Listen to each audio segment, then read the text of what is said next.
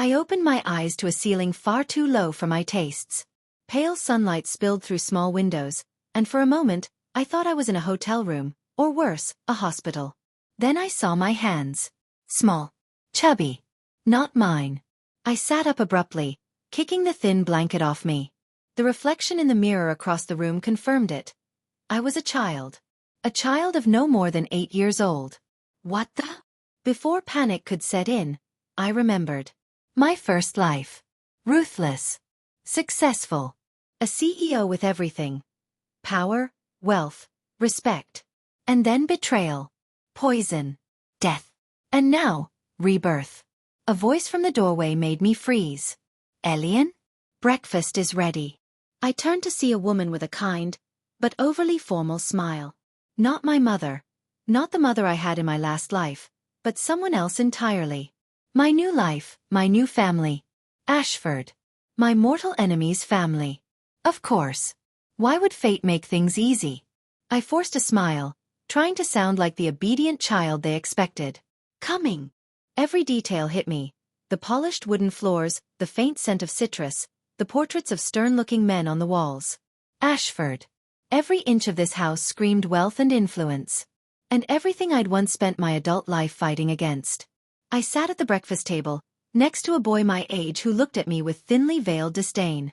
Adelaide. Already I knew. Spoiled, cunning, ambitious. A child, yes, but already a thorn in my side. You're late, she said casually, pouring juice into her glass. I'm awake now, I muttered, choosing my words carefully. Her lips curved slightly. Be careful. New blood. It's not easy being one of us. I hid my smirk. One of you? Oh, sweet Adelaide, if only you knew. The rest of the morning passed in a blur of introductions and rules. The Ashford household was orderly disciplined, with layers of subtle rivalries woven into every glance and whispered word. I listened, learned, calculated. By the time I returned to my room, I had already formulated a plan. First, survive childhood without blowing my cover. Second, earn their trust while secretly gathering information. Third, one day, take down Victor Drake, the man who had killed me in my first life. I stared at my small reflection in the mirror again. 8 years old. Vulnerable. Innocent. And yet, more dangerous than any adult they would ever meet. Because I had lived once. I knew the game. And now, it was my turn to play it. From the shadows. The Ashford Academy uniform was offensively neat. Crisp white shirt, gray vest, navy blazer embroidered with the family crest, a golden hawk clutching a crown. I buttoned the blazer and studied my reflection in the mirror. A pair of bright blue eyes looked back at me, innocent enough to deceive the world. Perfect camouflage. Remember to behave, Elian, my new mother said as she adjusted my collar. It's your first day with the other heirs. Make us proud. I smiled like an angel. Of course, mother. She patted my cheek, utterly unaware that the soul behind that smile once crushed entire companies with a single phone call. Ashford Academy was not a school. It was a battlefield disguised as one. Every student had a name that could buy a small island. Every smile hid a knife. Children of politicians, tech moguls, and old money families filled the corridors. They called it networking from youth. I called it early corporate warfare. New kid, a voice sneered behind me. I turned. A tall boy, maybe 10, looked me up and down like I was dirt. You're the one the Ashfords adopted, right? From some country estate. I tilted my head. And you must be the one they forgot to teach manners. He blinked, thrown off by my calm tone. What did you say? I smiled sweetly. Oh, nothing important. I wouldn't want to tax your comprehension. A few nearby students snickered. The boy flushed red and stalked off. Excellent. Day 1, Lesson 1. Never show weakness. During class, I kept quiet but observant. Teachers ignored the wealthy troublemakers. Grades meant nothing here. Reputation was everything. By lunchtime, I had already identified 3 potential allies and 2 definite future threats. One of the allies approached me as I was sketching notes in my small notebook. You handled Kieran pretty smoothly, the boy said, sliding onto the seat across from me. He had tousled brown hair, dark eyes, and the easy confidence of someone used to getting what he wanted. "I'm Rowan Vale," he said, offering his hand. "Vale Industries. My dad's in energy." "Elian Ashford," I replied, shaking it firmly. "And my family likes to own things." He laughed. "Fair enough. You're different from the rest of them. If only you knew how different." After classes ended, I found myself wandering through the school's archive room. Old photos lined the walls, class after class of privileged smiles. And there, tucked in the back row of a photo from 15 years ago, I saw him. Victor Drake. Even as a teenager, his cold gaze pierced through the image. The same eyes that had watched me die in my first life. A surge of anger rippled through me. I had to grip the shelf to steady myself. Not yet, I reminded myself. Not yet. I was a child now. A seed in the enemy's garden. And the most dangerous thing a garden could grow was something that learned to bloom in shadows. That night, as I wrote in my small notebook, I listed my findings. Victor Drake equals alumnus. Possible family ties to current board. Adelaide Ashford equals unpredictable. Watch closely. Rowan Vale equals potential ally. Maybe more. And at the bottom of the page, in careful handwriting, "The empire rises again. But this time from within." I closed the notebook with a small, satisfied smile. Because this time, I wouldn't just win. I'd own everything they thought was theirs. By the end of my first week, I realized something important. Children were no different from adults. They were just worse at hiding their greed. At Ashford Academy, playgrounds weren't for play. They were for politics. The sandpit? A boardroom. The cafeteria? A stock exchange. And I was right where I wanted to be. Rowan Vale had quickly become a useful ally. He was bright, likable, and came from one of the few families not allied with the Ashfords or Drakes. More importantly, he had access, the kind of access that a reborn CEO could weaponize. "Why do you always write in that little notebook?" he asked one afternoon, peering over at me as I sketched out a flowchart of connections between students. "Notes," I said simply. "About what?" "Classes." "Something like that." He grinned. "You're strange, Elian. But I like it." Across the courtyard, Adelaide Ashford watched us with narrowed eyes. She was observant. Too observant. Every time I built rapport with another student, she seemed to know. Every time I won favor from a teacher, she found a way to test me. At 8 years old, she was already learning how to play the Ashford game. And unfortunately for her, I'd been playing it for decades. The first major incident came during group projects, the Academy's favorite way of teaching teamwork to future sharks. Our assignment: design a mock business proposal and present it to the class. Simple enough. I let the others choose roles: leader, designer, spokesperson. I volunteered for research, which really meant control everything from the background. Predictably, the leader, a pompous boy named Julian, took all the credit while the rest scrambled. I said nothing. I let him shine. And then, during the presentation, I raised one hand. "Julian," I said innocently, "could you explain the part about the return on investment margin again? The numbers seem inconsistent with our earlier draft." The class murmured. Julian froze. The teacher frowned. "Is this true?" I looked at her with wide, childlike eyes. I might have copied the data wrong. "Maybe he can clarify." Julian stammered something incoherent. The teacher sighed and marked him down for incomplete financial understanding. The class snickered. My group's grade dropped slightly, but my personal reputation soared. The quiet boy who noticed everything. The reliable one. The clever one. Later that day, Adelaide cornered me outside the library. "That was cold," she said. "Was it?" I asked. "I was just asking a question." She folded her arms. "You knew exactly what you were doing. You humiliated him." "Maybe," I said, smiling faintly. "Or maybe I was teaching him accountability." Her eyes narrowed. "You're dangerous, Elian." I've been told that before. Over the next few weeks, the small shifts began. Rumors. Trust. Patterns of influence. I didn't need to dominate anyone. I just needed them to want my approval. By the end of the month, even Adelaide had started sitting next to me during study periods, though she pretended not to care. The teachers called me a promising young mind. Rowan called me weird but brilliant. And I called it progress. That night, in the quiet of my room, I flipped open my notebook again. Phase 1. Adaptation. Complete. Phase 2. Positioning.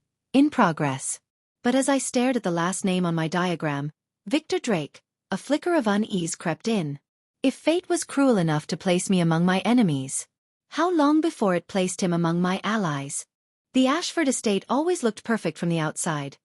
Flawless gardens, silver gates, and staff that bowed with military precision. But even perfect houses had cracks. And I'd started finding them. It began with a letter. An envelope slipped under my study desk, sealed with an unfamiliar crest, a coiled serpent surrounding a flame. Inside, a single line written in neat cursive. "We remember you." That was it. No signature. No address. I stared at it for a long time, the words burning like acid in my mind. Someone knew. Not just about my family, not just about the Ashfords, about me. Who sent this? I asked Rowan later that day. He frowned. Looks like one of the older students' pranks. They do that sometimes. Secret societies, nonsense like that. I smiled faintly. Right. Nonsense. But I wasn't convinced. In my old life, that crest had appeared before, on documents tied to Drake Holdings. Victor's company. So he was reaching into Ashford territory. And if he was, then my rebirth wasn't a coincidence. That evening, I joined the family for dinner, still thinking. Father Ashford, Gregory, sat at the head of the table, reading a report on his tablet. Our northern contracts are under review. Someone's been undercutting bids again. Drake Holdings, Adelaide said confidently, twirling her fork. Their division just launched an identical logistics proposal. I froze mid-bite. He was here. Already. Father sighed. Victor Drake. That man never changes. Do you know him? I asked, feigning curiosity. Gregory looked at me, amused. Of course. We've been competitors since university. He's brilliant. And dangerous. But too ambitious for his own good. I kept my voice steady. Ambitious people always are. Later, as the family retired, Adelaide lingered in the hall. You've been quiet, she said, studying me. Just listening. About Drake. I tilted my head. You know him? She hesitated, then shrugged. He used to visit business meetings with Father. I was little, but he scared me. Always smiling, but his eyes. She trailed off. Yes, I knew those eyes. The same eyes that watched my first company crumble. That watched me crumble. I forced a small laugh. Maybe you just imagined it. Maybe, she murmured, though she didn't sound convinced. That night, I couldn't sleep. I sat by the window, staring out at the Ashford Gardens. The moonlight painted the hedges silver, and beyond the fence, the city pulsed faintly in the distance, the kingdom I had once ruled.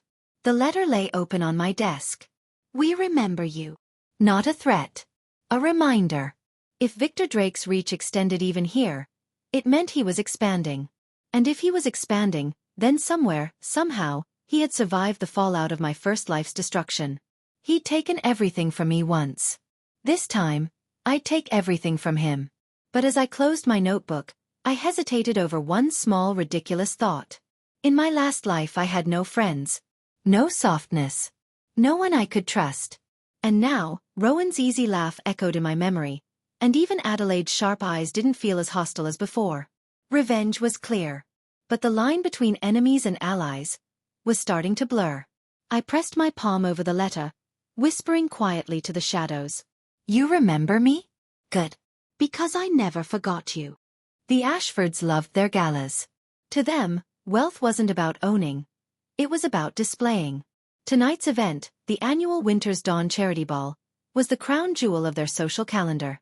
Every major family would be there. Which meant every rival would too. And perhaps, so would he. My tailor fussed over my small tuxedo, muttering about proportions. I stood still, pretending to be an obedient 8-year-old while inside, my pulse drummed like war. You look perfect, young master, the tailor finally said. I looked in the mirror. slicked hair, polished shoes, a smile sharp enough to cut silk. Perfect, I murmured. Exactly what they expect. The ballroom shimmered with chandeliers and champagne laughter. Gold light spilled across marble floors, and an orchestra played something delicate in the background. Beautiful, controlled, insincere. I walked beside Adelaide, who looked like a miniature princess in silver lace. "Try not to start any fights tonight," she whispered. "Try not to bore me," I whispered back. She elbowed me, but a tiny smirk betrayed her amusement. As we entered, heads turned. Not because of me, because of the family. The Ashfords had power, old and heavy like the scent of their perfume. I kept my expression mild, eyes flicking across the room. Names, faces, alliances. The Vale family was there. Rowan gave me a discreet wave before his mother pulled him toward the dessert table. Politicians. Investors. A few European partners I recognized from my previous life. And then, my breath stilled. Across the ballroom, in the crowd of glittering adults, stood Victor Drake. Older, colder, but unmistakably him. He was speaking to Gregory Ashford, smiling that same serpent smile I had once trusted, then feared. And as if sensing me, his eyes shifted. For a heartbeat, our gazes met. No recognition. Of course not. To him, I was just a child. But something about his expression changed, just slightly. A flicker of curiosity. He looked through me, like a man staring at a shadow he couldn't quite name. Then he turned back to my father, laughing smoothly. My hands tightened around the glass of juice I was holding. "Elian." Adelaide's voice cut through. "You okay?" "Just tired," I lied. But inside, my mind was racing. He was here. He was real. And somehow, the universe had brought us face to face again before I was even strong enough to strike back. So I watched. I listened. Every word, every gesture. Victor's charm was impeccable. But I noticed the way he tapped his ring twice before changing topics. A nervous habit he only had when hiding something. And I noticed the name he mentioned in passing. Rowan Vale's father. A partnership, perhaps? No. A trap.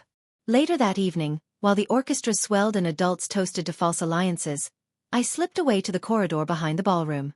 I found the servants' office, empty except for papers and an unattended laptop. Ashford's staff were loyal, but their passwords were not. It took me 5 minutes to find the preliminary partnership documents. Drake Holdings had offered to buy into Vale Energy. Rowan's family. My chest tightened. Not from fear, but from calculation. Victor wasn't just expanding. He was positioning himself to own the next generation. "Elian." I turned. Rowan stood in the doorway, confused. "What are you doing here?" he asked. I snapped the laptop shut. "Just looking around." He grinned. "You're so weird." Then more softly, "Hey, come back before they notice. Adelaide's looking for you." I hesitated, then nodded. "Yeah, coming." But as I followed him back toward the ballroom, I made a silent promise. "This time, Victor, you won't own anyone's future. You won't even own your own." The orchestra reached its crescendo as the lights dimmed and laughter echoed. To everyone else, it was a night of beauty and charm. To me, it was a declaration of war. The morning after the gala, the house buzzed with praise. "Victor Drake is as charming as ever," one board member said at breakfast. "He's been very generous," another added. I bit into my toast, pretending to be too young to care. But in my head, the calculations never stopped. Generous meant strategic. Charming meant deceitful. And, as ever, meant he'd already started weaving his web again. At school, I watched the ripples spread. By Monday, half the students were talking about new partnerships between the Drake and Vale families. By Tuesday, teachers started dropping subtle praise about Drake-funded scholarships. By Wednesday, even Rowan seemed distracted, quieter, frowning more often. Something had changed. "You okay?" I asked as we sat beneath the old oak tree at lunch. He sighed. "My dad's been busy. The new investors want changes. He's not happy, but Mom says it's progress." Progress. That was Victor's favorite word before he burned my company to the ground. That evening, I wrote in my notebook. Objective. Protect Vale Industries. Method: undermine Drake's influence via perception control. Because in high society, truth mattered less than reputation.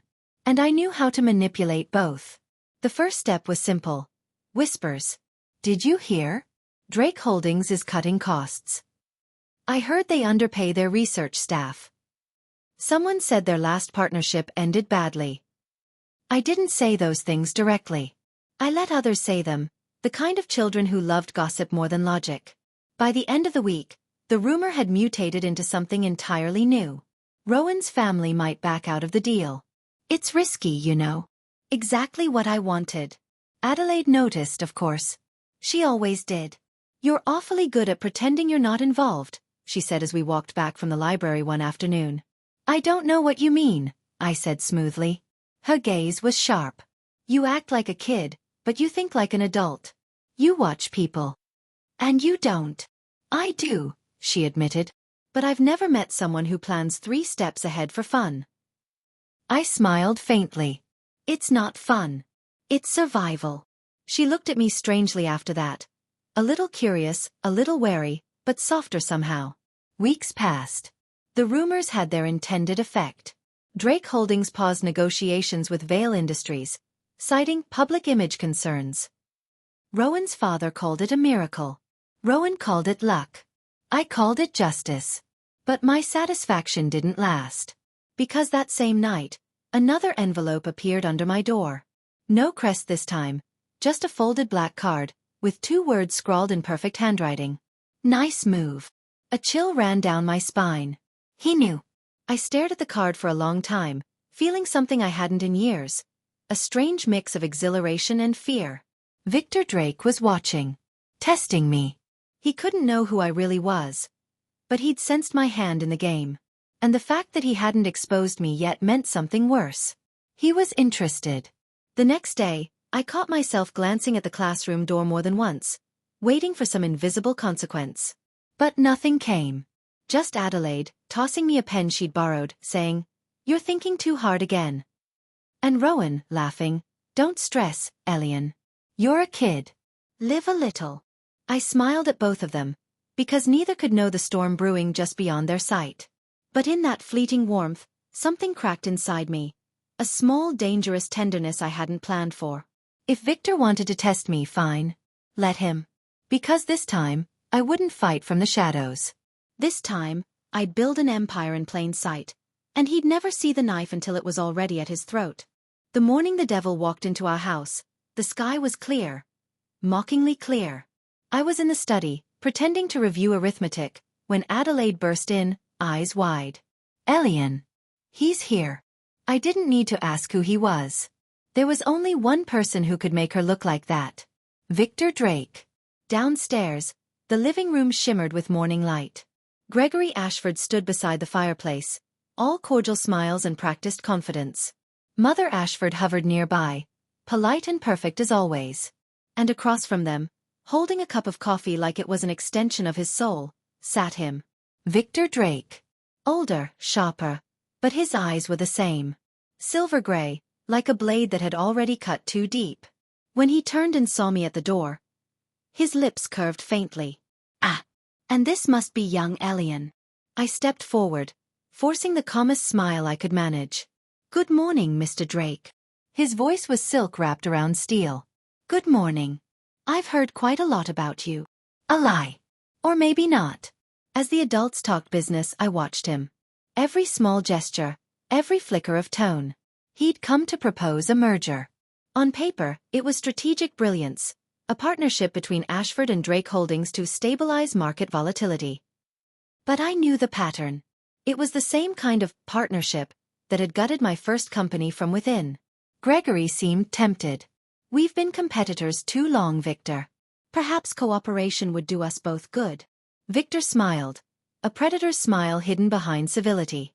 "Competition breeds growth. But unity builds empires." The words made my stomach twist. Empires. That was what he'd said to me before taking mine apart piece by piece. "Would you like some tea, Mr. Drake?" I asked suddenly.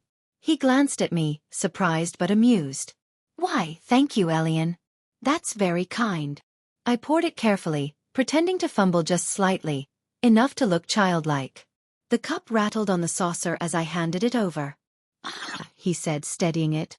"You have your father's hands." "No," I thought. "I have mine. Do you like tea?" I asked. His smile deepened. "Not particularly. But I appreciate the gesture." I held his gaze, letting the silence stretch, long enough for him to notice that I didn't look away. For the first time he blinked. After he left, the house buzzed with debate. "Victor Drake is offering opportunity," Gregory said. "Victor Drake is offering a trap," I thought. Adelaide, pacing the hall, frowned. "He gives me the creeps." "Good instinct," I said quietly. She looked at me. "You sound like you know him." I froze. Then smiled. Everyone knows a devil when they see one. That night, a car stopped briefly outside the mansion gates. I peeked from my window just in time to see it. Sleek, black, expensive. The driver rolled down the window. For one moment, Victor Drake's face glimmered in the moonlight. He was looking at the house. At my window. Then he smiled. And the car drove away. When I sat at my desk, the newest letter was already waiting. I hadn't even heard it arrive. No seal this time. Just a single, typewritten sentence. It's rare to meet a child who looks back at me without fear. My heartbeat stumbled. He knew. Maybe not everything, but enough. Enough to sense the ghost inside me. I closed my notebook slowly. Victor Drake had entered the game. And this time, he wasn't just hunting. He was curious. That made him 10 times more dangerous. But as fear coiled low in my chest, another feeling stirred beside it. Excitement. Because if he wanted to play this game again, then I would make sure I was the one dealing the cards. Victor Drake's visit changed everything. Not just for the adults, for me. Because now, every day felt like a countdown. Every polite dinner, every meeting, every conversation might be the moment he figured out who I truly was. And worse, every night I found myself thinking of the look in his eyes when he smiled at me. Curious, almost fond. That frightened me more than hatred ever could. The Ashford household grew restless in the weeks following his visit. Meetings multiplied. Gregory came home later. Mother spoke in code over the phone. And I listened. Behind my innocent smiles and childish laughter, I listened to everything. The partnership was advancing faster than expected.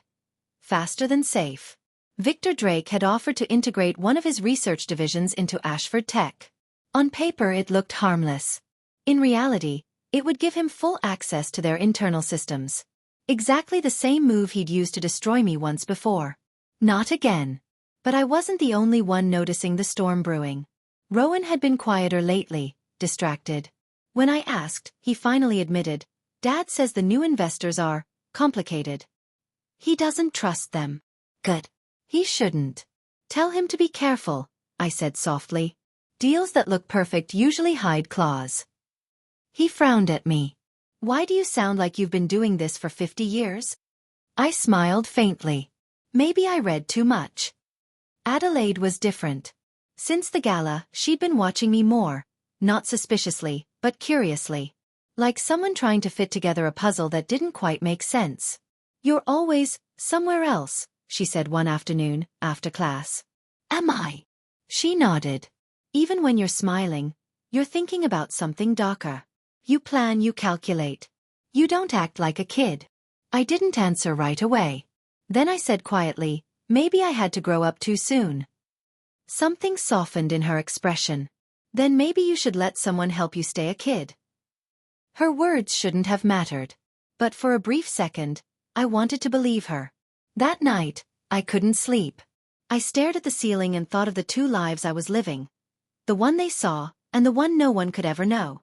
I thought of Victor's smirk, of the way he said my name like he was tasting it. I thought of Rowan's trust, Adelaide's eyes, and the faint tremor in my own hands. In my last life, I'd only known ambition.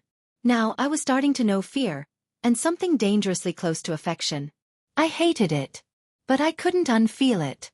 2 days later, Victor Drake returned to the academy. Officially, to speak at the Business Scholars Program. Unofficially to test me. He gave a lecture about building legacies. His voice was smooth, his words mesmerizing. And then as the crowd applauded, his gaze found mine. "Any questions, students?" he asked.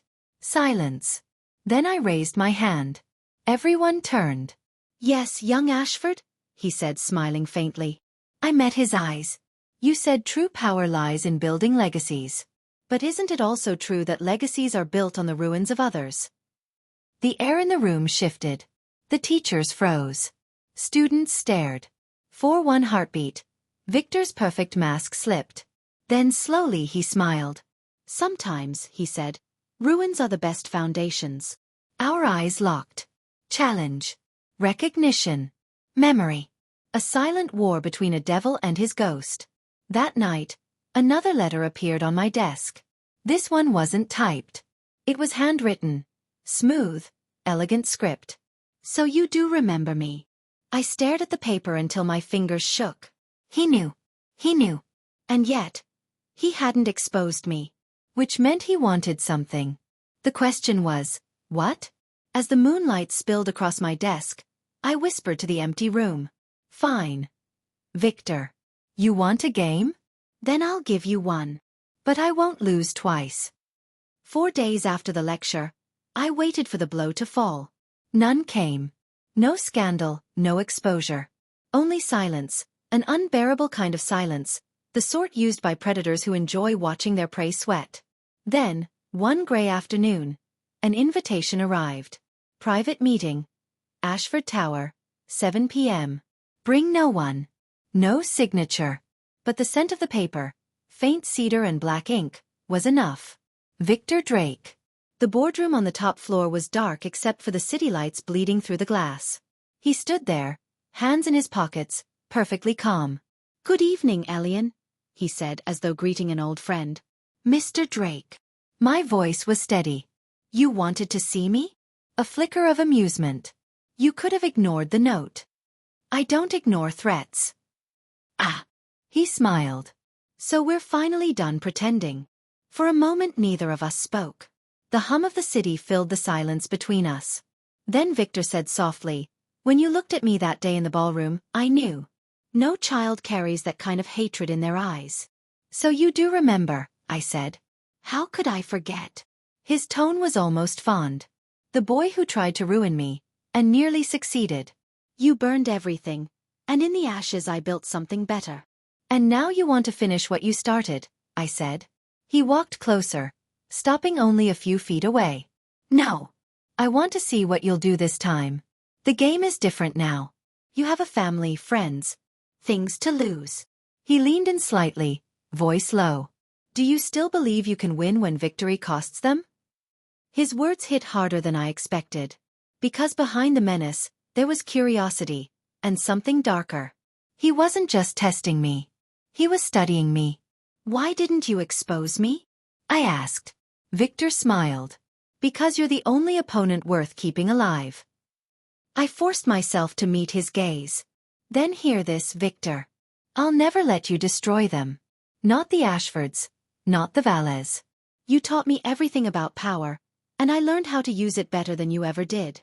He laughed quietly. "Maybe you have. But remember, Elian, every empire is built on ashes. You can't rise without burning something first." He turned toward the window, the city reflected in the glass. "When you decide what you're willing to sacrifice, come find me." And then he left. I stood alone in the empty room, heart pounding. He was right about one thing. Power always demanded a price. In my last life, I'd paid with my soul. This time, I wasn't sure I could pay with theirs. Later that night, I found Adelaide waiting outside my room. "You look like you saw a ghost," she said softly. "I did," I whispered. She hesitated, then reached for my hand. "Whatever it is, you don't have to face it alone." For a long moment, I couldn't speak. Then I said the only thing that felt true. "Thank you." When she left, I opened my notebook one last time. On the final page, I wrote, Phase 3. Awakening. The game continues. But this time, I will decide what burns.